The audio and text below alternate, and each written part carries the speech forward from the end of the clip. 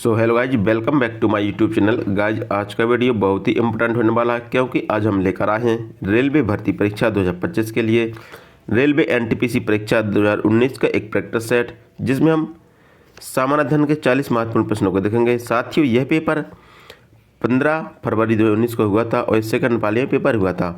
साथियों, ये सभी क्वेश्चन आपकी आगामी परीक्षा railway NTPC, railway group D, Uttar Pradesh police या एसएससी जीडी के लिए अति महत्वपूर्ण होने वाले हैं। साथियों, यदि आप किसी भी गवर्नमेंट एग्जाम की तैयारी करते हैं तो यह वीडियो आपके लिए बहुत ही इम्पोर्टेंट होने वाला है। चलिए हम स्टार्ट करते हैं।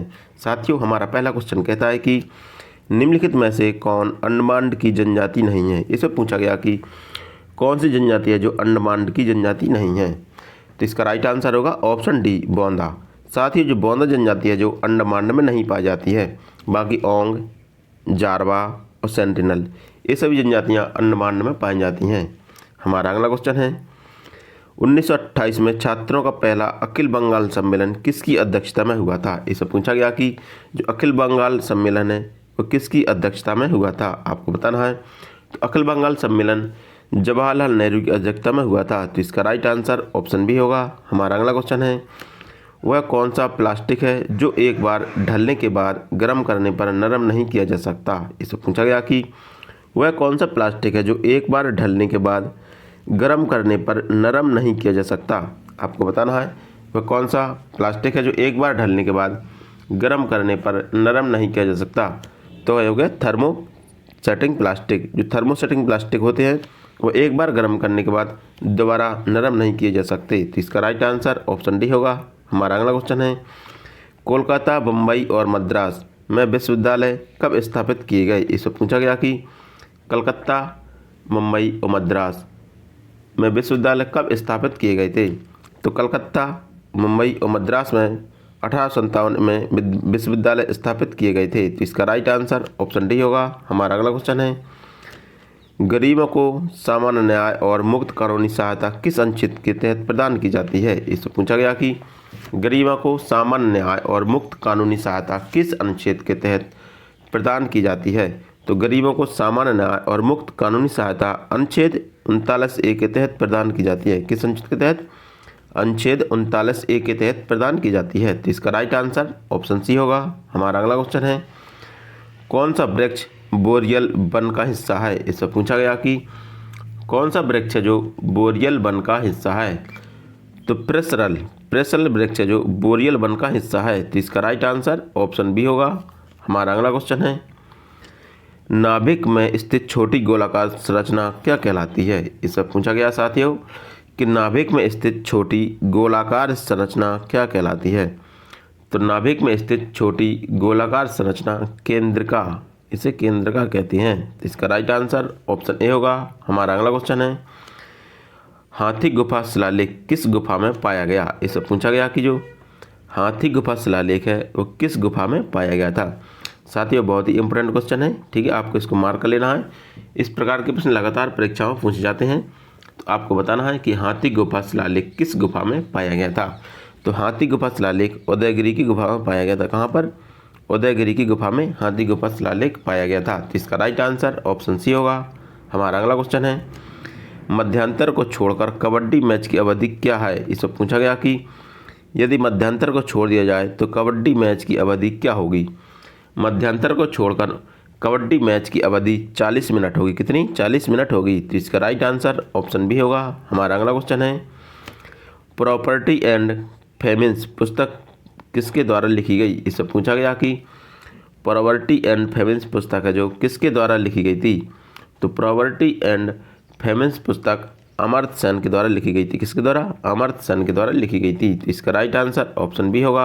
हमारा अगला क्वेश्चन है साथियों, हमारा अगला क्वेश्चन कहता है कि एक समतल दर्पण में प्रतिबिंब कब बनता है। इससे पूछा गया कि एक समतल दर्पण में प्रतिबिंब कब बनता है या किस स्थिति में बनता है। तो एक समतल दर्पण में प्रतिबिंब पार्श्व और उत्क्रमण बनता है। कैसा? पार्श्व और उत्क्रमण बनता है। तो इसका राइट आंसर ऑप्शन बी होगा। हमारा अगला क्वेश्चन है शुष्क क्षेत्र में निम्नलिखित में से किस फसल की खेती की जाती है। इसे पूछा गया कि शुष्क क्षेत्र में किस फसल की खेती की जाती है। तो शुष्क क्षेत्र में दलहन की खेती की जाती है। किसकी? दलहन फसल की खेती की जाती है। तो इसका राइट आंसर ऑप्शन डी होगा। हमारा अगला क्वेश्चन है, खो खो के खेल का मैदान होता है। इससे पूछा गया कि जो खो खो को खेल का मैदान होता है वो किस प्रकार का मैदान होता है। तो खो खो खेल का मैदान आयताकार मैदान होता है। कैसा? आयताकार मैदान होता है। तो इसका राइट आंसर ऑप्शन सी होगा। हमारा अगला क्वेश्चन है, विश्व का प्रमुख मैग्नीज उत्पादक देश कौन सा है। इससे पूछा गया कि विश्व का प्रमुख मैग्नीज उत्पादक देश कौन सा है। तो विश्व का प्रमुख मैग्नीज उत्पादक देश दक्षिण अफ्रीका है। तो इसका राइट आंसर ऑप्शन डी होगा। हमारा अगला क्वेश्चन है, साथियों हमारा अगला क्वेश्चन कहता है कि कौन सी महासागरीय धारा हिंद महासागर में पाई जाती है। इससे पूछा गया कि कौन सी महासागरीय धारा जो हिंद महासागर में पाई जाती है। तो हिंद महासागर में अगुल हसन धारा जो हिंद महासागर में पाई जाने वाली महासागरीय धारा है। तो इसका राइट आंसर ऑप्शन डी होगा। हमारा अगला क्वेश्चन है, भारतीय संविधान में 9वीं अनुसूची किस संविधान संशोधन अधिनियम के द्वारा जोड़ी गई। इससे पूछा गया कि भारतीय संविधान में 9वीं अनुसूची किस संविधान संशोधन अधिनियम के द्वारा जोड़ी गई थी। तो भारतीय संविधान में 9वीं अनुसूची प्रथम संविधान संशोधन अधिनियम 1991 के द्वारा जोड़ी गई थी। कब? प्रथम संविधान संशोधन अधिनियम 1991 के द्वारा जोड़ी गई थी। तो इसका राइट आंसर ऑप्शन ए होगा। हमारा अगला क्वेश्चन है, साथियों हमारा अगला क्वेश्चन कहता है कि खुदाई खिदमतगार आंदोलन किसके नेतृत्व में आयोजित किया गया था। इससे पूछा गया कि खुदाई खिदमतगार आंदोलन किसके नेतृत्व में आयोजित किया गया था। तो खुदाई खिदमतगार आंदोलन खान अब्दुल गफ्फार खां के नेतृत्व में आयोजित किया गया था। किसके? खान अब्दुल गफ्फार खां के नेतृत्व में आयोजित किया गया था। तो इसका राइट आंसर ऑप्शन सी होगा। हमारा अगला क्वेश्चन है, किस शहर को भारत की झींगों की राजधानी कहा जाता है। इससे पूछा गया कि किस शहर को भारत को झींगों की राजधानी कहा जाता है। तो नल्लौर को भारत को झींगों की राजधानी कहते हैं। किसको?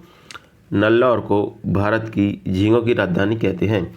नल्लौर यह आंध्र प्रदेश का एक प्रमुख शहर है। कहाँ का? आंध्र प्रदेश का एक प्रमुख शहर है जिसे झींगों की राजधानी कहते हैं। इसका राइट आंसर ऑप्शन ए होगा। हमारा अगला क्वेश्चन है, निम्न में से किस राज्य में सड़कों का घनत्व सबसे अधिक है। इससे पूछा गया कि किस राज्य में सड़कों का घनत्व सबसे अधिक है। तो केरल राज्य में सड़कों का घनत्व सबसे अधिक है। तो इसका राइट आंसर ऑप्शन ए होगा। हमारा अगला क्वेश्चन है, साथियों हमारा अगला क्वेश्चन कहता है कि टाटा आयरन स्टील कंपनी की स्थापना कब हुई। इससे पूछा गया कि टाटा आयरन स्टील कंपनी की स्थापना कब की गई थी। तो टाटा आयरन स्टील कंपनी की स्थापना 1907 ईस्वी में झारखंड के जमशेदपुर में की गई थी। कहाँ पर?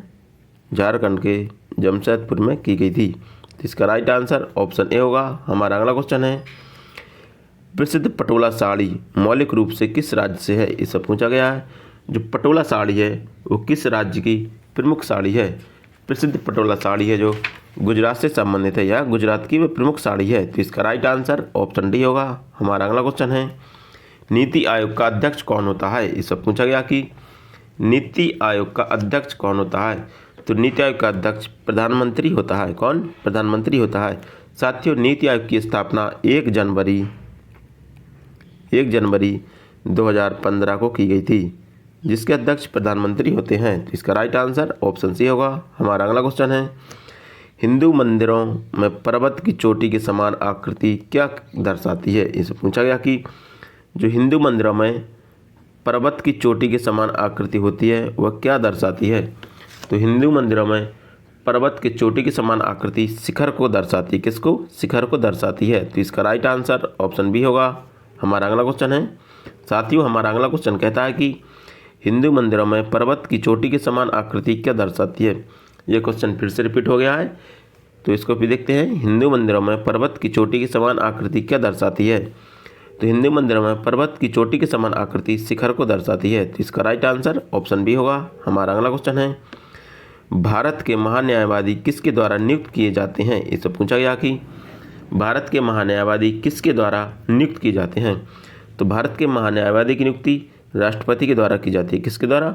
राष्ट्रपति के द्वारा भारत के महान्यायवादी की नियुक्ति की जाती है और वह इसके प्रसाद पर्यंत पद धारण करता है। ठीक है, जो महान्यायवादी है वो राष्ट्रपति के प्रसाद पर्यंत पद धारण करता है।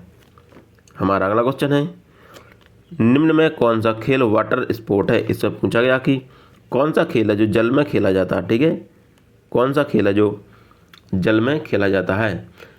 तो कैनोइंग खेल है जो एक वाटर स्पोर्ट है। तो इसका राइट आंसर ऑप्शन ए होगा। हमारा अगला क्वेश्चन है, आईसीसी क्रिकेट ओडीआई विश्व कप आमतौर पर हर साल में होती है। इससे पूछा गया कि आईसीसी क्रिकेट ओडीआई है जो विश्व कप आमतौर पर कितने साल में होती है? तो आईसीसी क्रिकेट विश्व कप आमतौर पर 4 साल में आयोजित किया जाता है। कब किया जाता है? 4 साल में आयोजित किया जाता है। इसका राइट आंसर ऑप्शन डी होगा। हमारा अगला क्वेश्चन है, गांधी जी किस गोलमेज सम्मेलन में शामिल हुए थे? इससे पूछा गया कि गांधी जी किस गोलमेज सम्मेलन में शामिल हुए थे? तो गांधी जी दूसरे गोलमेज सम्मेलन में शामिल हुए थे। तो इसका राइट आंसर ऑप्शन ए होगा। हमारा अगला क्वेश्चन है, सर सैयद अहमद खान ने निम्न में से किस संस्था की स्थापना की थी? इससे पूछा गया कि सर सैयद अहमद खान ने निम्नलिखित में से किस संस्था की स्थापना की थी? तो सर सैयद अहमद खान ने मोहम्मदन एग्रो ओरिएंटल कॉलेज की स्थापना की थी। किसकी? मोहम्मदन एंग्लो ओरिएंटल कॉलेज की स्थापना की थी। तो इसका राइट आंसर ऑप्शन बी होगा। हमारा अगला क्वेश्चन है, निम्नलिखित में से किस शासक ने लाहौर में शालीमार बाग की स्थापना या निर्माण किया था? इससे पूछा गया कि किस शासक ने लाहौर में शालीमार बाग का निर्माण किया था? आपको बताना है कि किस शासक ने लाहौर में शालीमार बाग का निर्माण किया था। तो लाहौर में शालीबाग का निर्माण शाहजहां के द्वारा किया गया था। तो इसका राइट आंसर ऑप्शन बी होगा। हमारा अगला क्वेश्चन है, भारतीय संविधान की राज्य सूची में निम्न में से कौन सा एक शामिल नहीं है?